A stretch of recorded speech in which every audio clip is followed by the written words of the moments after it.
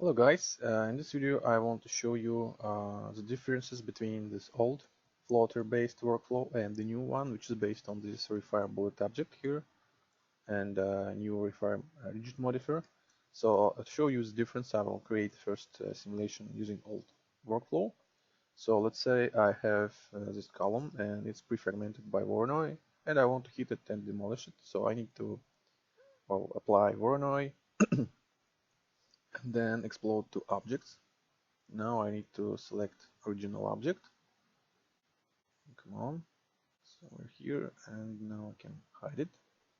All these fragments will go to the sleeping list here and I want to set it to convex shape. Rock goes to the dynamic list because I want to throw it, and ground into the static list here. So I will start at frame 12 and 10 and now I can hit bake. Well, nothing special, just want to show you the differences. Everything false. Okay, it's enough. This is how you create simulation using new bullet object. You pick objects which you want to simulate. This one, and this one.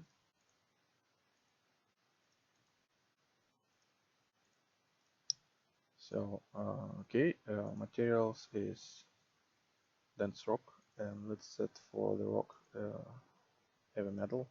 Why not? Now we can start simulation. Oh, seems like I forgot. Okay, I need to reset. I forgot to set for the ground to the static and for the column to be a dead object. Let's start again. Okay, it's better, but let's actually let's use dynamic. Don't want to waste your time. So the properties of the dead object. Okay, so here is another simulation.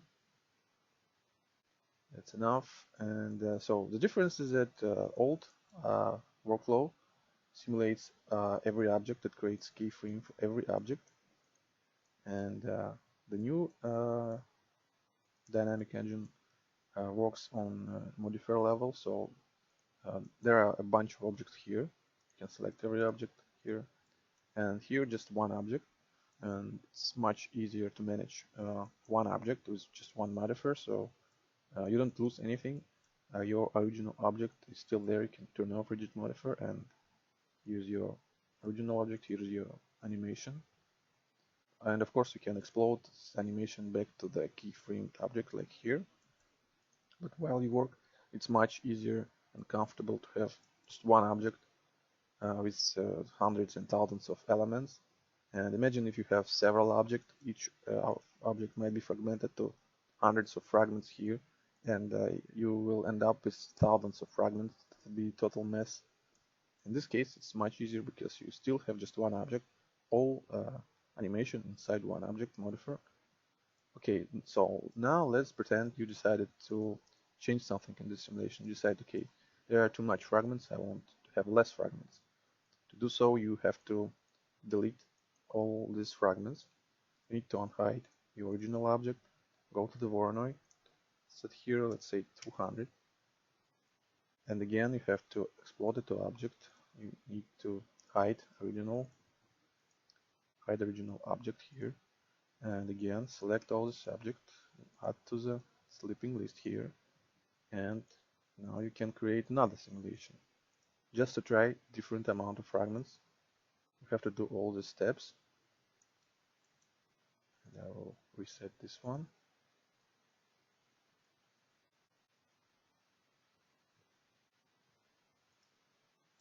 So this is new simulation with new fragments, 200 fragments. You see, okay, I want 250 fragments. And you have to select all the fragments to delete them. You don't hide the object. You need to change amount of fragments here, 150, and explode the object again. So you get the idea. This is how it works with new engine. You just go to the Voronoi modifier here, and you set here 250. You get new fragments, and you don't need to do anything else. You just start simulation again. with new amount of fragments. You want more fragments or less fragments, you go to the Voronoi and set amount you want, 50 fragments, go to the bullet and recreate simulation again. So a lot of unnecessary work, now you don't have to do it here.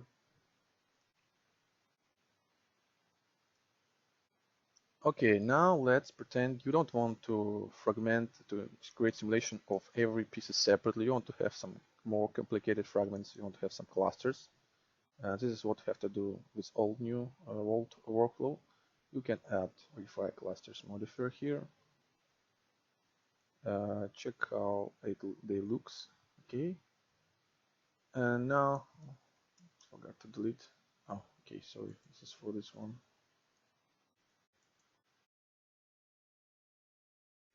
Now you have to export to objects and save original. Select original object. Come on. It's always white, it's always hard. Hide. Now we can add all these clusters into the dynamic list here. In this case, I will set it to concave. And again, I can, oops, didn't add. Actually, I will add it to sleeping list and set concave here. And rock, let's be convex still. Okay, now we can start simulation. Take some time because now we have concave fragments.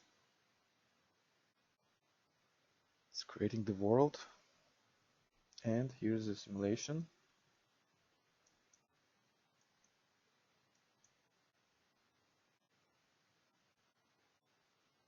Okay, here's the simulation. Okay, you see I want less fragments again. You need to delete everything, return hide, need to select and change amount of clusters here. Let's say 50 clusters. Explode. Select original object, hide it, add all the fragments back to the sleeping list, go to the simulation and hit bake again, and again you have to wait until it will create the world to add all the objects again, create all these concave meshes. Again you have to wait. And here's your another second try with different amount of clusters. So you got the idea. Every time you want to change anything, you have to start over, delete your fragments. And this is how it works with new engine. You don't need to add clusters modifier here. Just go to the bullet object, modifier.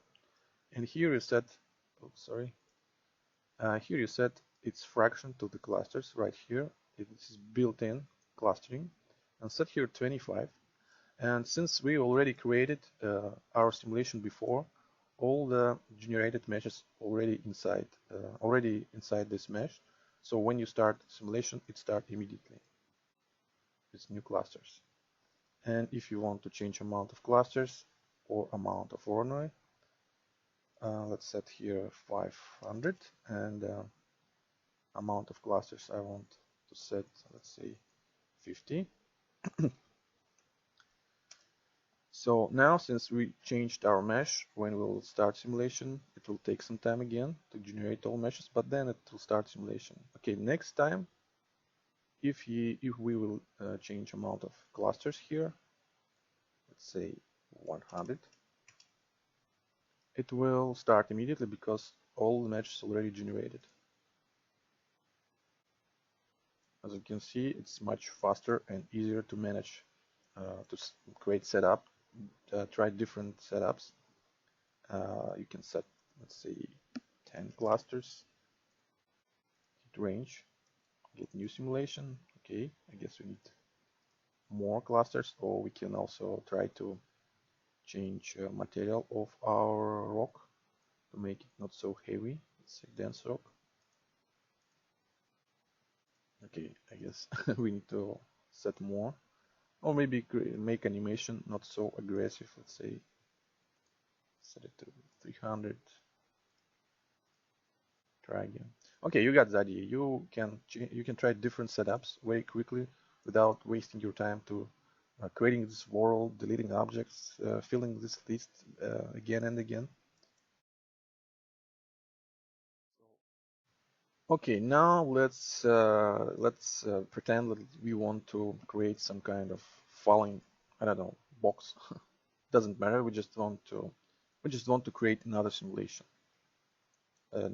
Nothing special, just some kind of box is falling.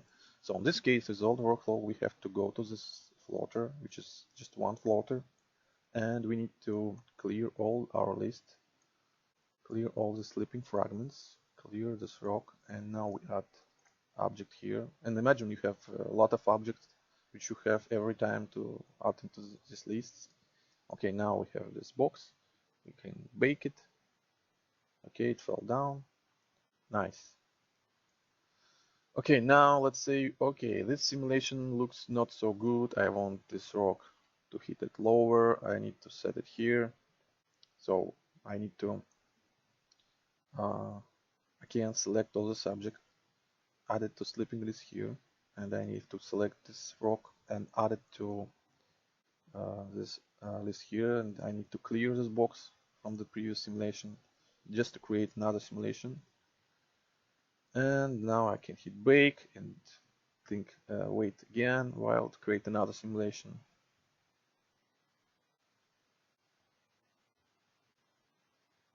Okay, now it hit the bottom of the column, and okay, it's enough. Okay, I think now I want this box to fall from a different angle, like this. I have to select it, delete its animation, reposition it, rotate it, whatever I want to do. Again, I have to clear this list, add it back to here, clear this list, and create simulation again. So every time you want to create different simulations, you have to prepare, you have to set up it here, and just using one floater here. And with new engine, you can just go to the RayFire category and create another RayFire bullet object, and create this box you want to drop, and just add it into the second bullet object. And now we can create simulation. So you don't need to mess up with all this list like with old floater. You have just different setups for different simulations with its own properties. Like this one, you can set gravity lower. Well, you got the idea. You can change any properties you want here, and they will affect only the objects inside this simulation object list. And another advantage is that, let's say I want to create falling box and hitting this column inside one simulation. So I'm adding it back. I will add rock into this list. And so now we have this box and this rock. They both in dynamic list, and they both has this porous rock material. So what if I want to use metal for this one? Yes, of course you can go to the open custom properties allowed here, but that's not so comfortable for someone. And with new engine, let's say I will create the same. I'll just add this box here. So since this box has its own rigid modifier, you can set here its own properties. So with new engine, you can set custom properties inside modifier for every group of object or elements. It's much easier and much comfortable as well. And another one of the biggest differences, and which makes a new workflow much more comfortable, I will delete this one, is that, as I said before, if you want to try different setups, you have to start over and over, change amount of fragments, change gravity, and every time you have to start simulation, wait until it will create this new world, etc., etc. So this is how it works with new engine. Just move it so it won't interfere. Okay, I will reset it. So previously I showed you the strange mode, and this is basically the mode which you need to just to make great final simulation. If you want to try different setups, it's much better to use this mode. And the first one is loop. You just hit this loop, and it start. Oh, actually, you see my rock is hitting it before. I guess this is because I have to set its form because I scaled it. Let's add it back.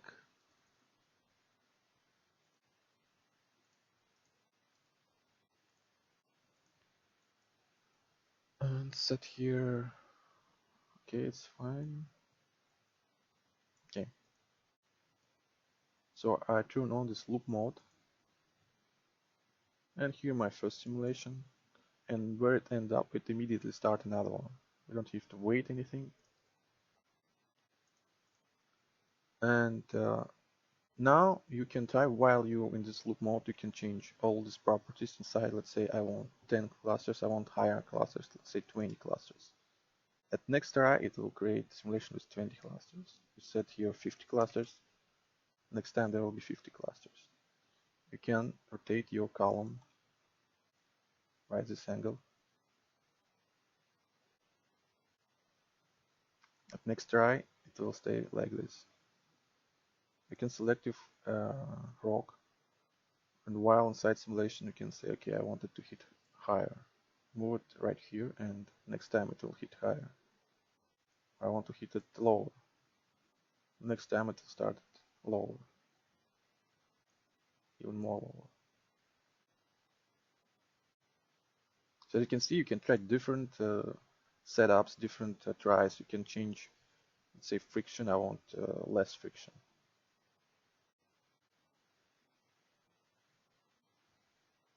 Or I want higher friction. Let's say I want to use different damping.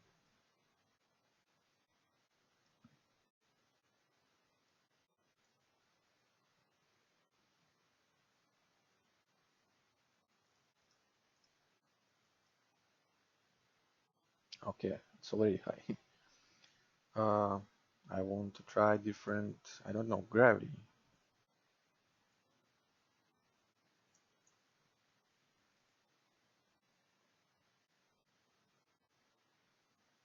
Time scale.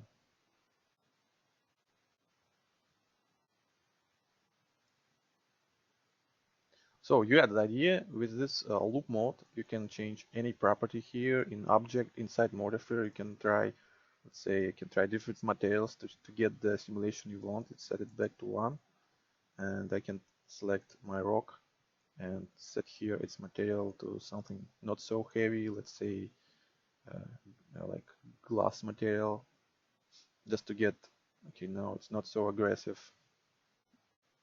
Actually, you can manually change the density, so it will be less than it should be, like this. Okay, now it heated very heat is very light. You can set an opposite, make it very higher, much higher. So you don't need to stop simulation. You don't have to start it over, wait while it will create new world, generate all the meshes like with old one. Start over immediately all the time. You just all you need to do is just to try different properties. It means I just don't know how to make it even more easier to set up your simulation. This is the most easiest, I guess, simulation setup workflow. And when you like your final simulation, just go to the object and change it to range. Wait until it will finish, and that's all. Now it's finished. This is your final simulation. Another mode is this quiet mode. This mode, it creates simulation only when you drag your slider. So while you're dragging your slider, it's creating simulation if it's not created already. So here's my simulation, and again I can go to the object and change, let's say, density. Let's say set it to 1, about 1. And if you will, when you will release your mouse, bullet object will recalculate all simulation and show you the result at this frame. So this is how it looks.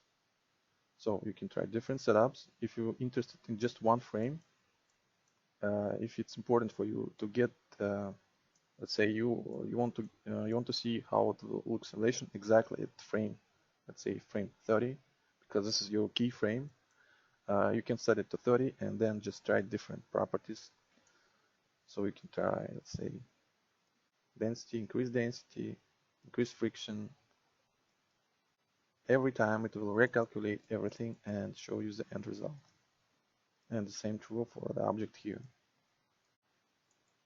And another nice feature I want to show you is, let's say I will, and again you can of course see your simulation because it's already created by this moment, and create more if you want. So this is a quiet mode, and another mode is relax mode. This one, this mode might be very useful in case you want to position your object on the ground. So let's say I will delete this Voronoi, I don't need it for now. And so let's say you have this ground and this column, and this column, you got this column while it was in the air, let's say in this rock. So you want to, okay, I need this rock, but later. So you want to hit this column, but first you need to position it on the ground. So this is what you have to do with alt workflow. You have to select the object and then select it and position it so it won't interpenetrate with the ground, but won't be too higher. So like this. So imagine you have a lot of objects, like some apples on the dish, and the dish is on the table, and the table on the ground, and you want to smash all this stuff. So you have to position all of them very precisely, so there won't be interpenetrations or big gaps between objects, so they won't fall. Because if I will start simulation right now, if I will try to hit this column using this rock right now, I will see how it falls down a little bit. So let me add it back. My ground is static, and it's also static. If I will start simulation right now, you will see how it falls a little bit here. So let's say, let me start before. So here you can see how it falls, fall to the ground. So to prevent this, you have to select all the objects and position them before create simulation. And this is how works relax mode.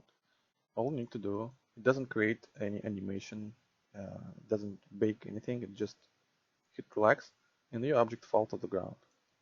Everything is falling to the ground, and now you can see nothing is simulating. We just uncheck it, and now when you will start simulation next time, your object will be positioned precisely accordingly to its this bullet object properties, like margin and gravity and all the other properties. So if I will start range simulation now, it won't fall to the ground. And I guess that's all. All the rest of the features you can see in the rest of the videos. In every video I will show you all the features we added so far. That's the features for the first release, and next release there will be much more features. We just don't want to wait, just want to force you to wait anymore. So hope you like this new engine, and see you next time. Bye.